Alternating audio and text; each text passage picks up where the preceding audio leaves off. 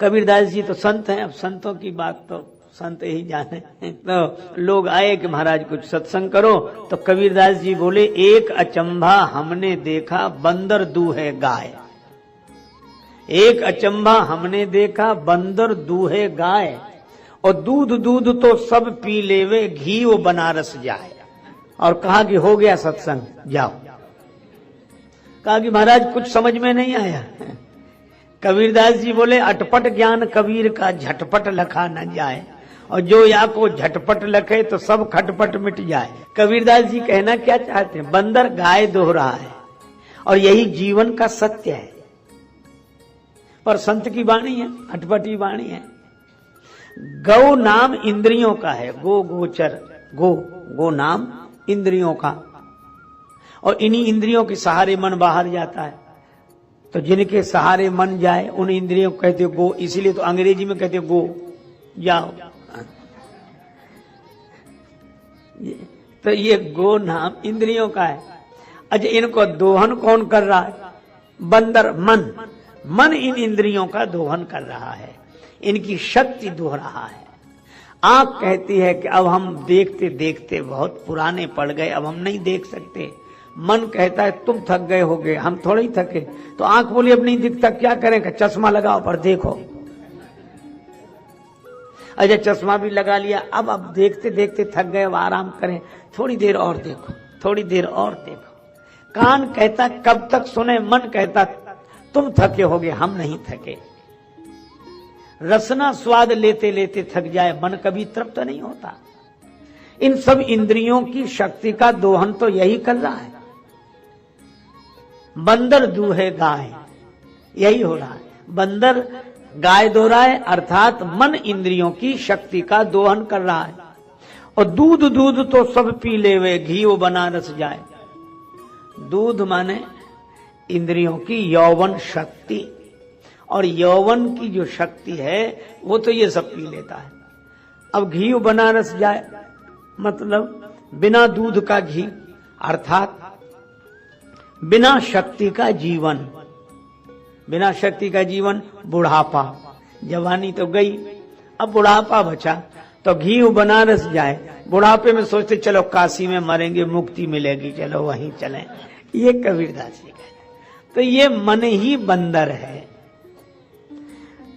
अब यह कबीरदास जी के सत्संग को श्री तुलसीदास जी की वाणी से जोड़िए, क्योंकि सबे सयाने एक मत, शैली अलग अलग है पर संतों का अनुभव एक ही है। तो रावण कहता है कि मैं उस मनुष्य के हाथ से मरूं जिसके साथ बंदर हो और जो बंदर का स्वामी हो। इसका अर्थ यह है कि मानवता तब विकसित होगी जब हम मन के बस में न हो, मन हमारे बस में हो, तब हम मानव हैं। जब मन हमारे बस में, हनुमान जी सेवक हैं, बंदर सब सेवक हैं और राम जी स्वामी हैं। जब मन और इंद्रियां हमारे सेवक हों और हम उनके स्वामी हों, तभी हम मानव धर्म का पालन कर सकते हैं। तो रावण ने जब कहा कि मनुष्य के हाथ से मरें, तो किसी ने कहा कि बड़ी आसान मृत्यु मांग ली। रावण ने कहा कि आसान मृत्यु नहीं है। क्यों नहीं है? क्योंकि मन को बस में करने वाले मनुष्य मिलने ही कठिन होंगे। फिर भी कोई ना कोई तो मानव रहेगा। रावण बोला पहले तो इस तरह के कोई होंगे नहीं, और जो होंगे उनको हम मानव रहने नहीं देंगे। और इसीलिए मानव धर्म का पालन तो तब करे जब धर्म की बात सुने। पर रावण ने ऐसा किया, अचार हुआ। आज सब लोग इस चेष्टा में हैं कि व्यक्ति को बदलो।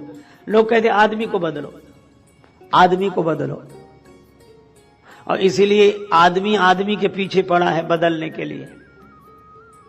पर दूसरे को ही सब बदलना चाहते हैं,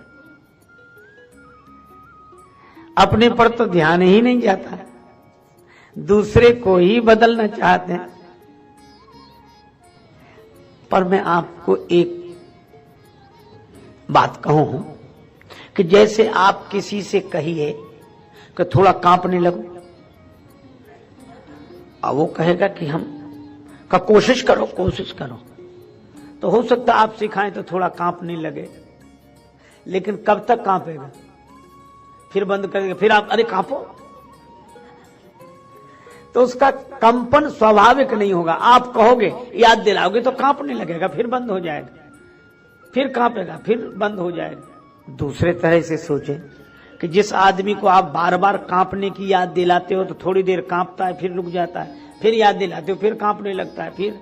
अच्छा, अब आप ऐसे सोचो कि जनवरी की सर्दी आ जाए और कोई इंतजाम ना हो, सिखाना पड़ेगा कि आदमी अपने आप कांपने लगेगा, फिर कांपने की याद दिलाने पड़ेगी कि कांपो, वह तो अपने आप कांपेगा। बल्कि आप रोकोगे कि मत कांपो, कहते कोई हमारे हाथ में कि हम ना कांपे। तो अब आप, एक तो है सिखाया हुआ कंपन और एक है मौसम की सर्दी के कारण उत्पन्न हुआ कंपन। तो जो उत्पन्न हुआ कंपन है वो स्वाभाविक है और ये सिखाया हुआ है।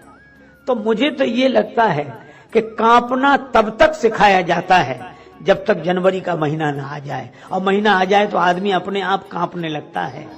पर सिखाया हुआ कंपन स्वाभाविक नहीं होता।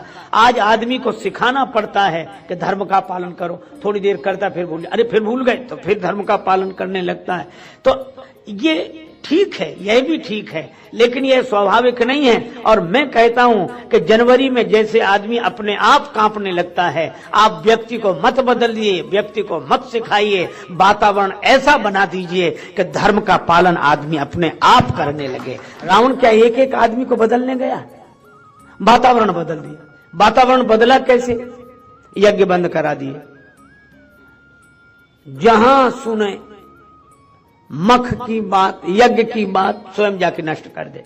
यज्ञ कराने वालों को न रहने दिया, यज्ञ वातावरण ही परिवर्तित कर दिया। अब ऐसी स्थिति में कौन मानव का आचरण करे? दुखी सब हैं, लेकिन मजबूरी सबकी है। अच्छा, जनवरी की सर्दी आए तो दुबले पतले आदमी को लगती है, लेकिन भले ही कम लगे, पहलवान को भी लगती है कि नहीं?